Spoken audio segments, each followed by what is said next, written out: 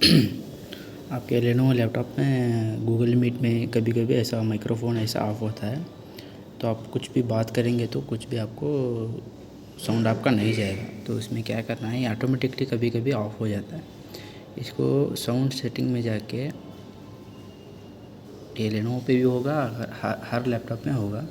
यहाँ पे इसको क्या करना है, माइक्रोफोन सेटिंग में साउंड में जाने, सिस्टम के पहले जाके इधर साउंड्स बोल के डालिए, साउंड सेटिंग। यहाँ पे नीचे आपको माइक्रोफोन का ऑप्शन आएगा, इनपुट आउटपुट।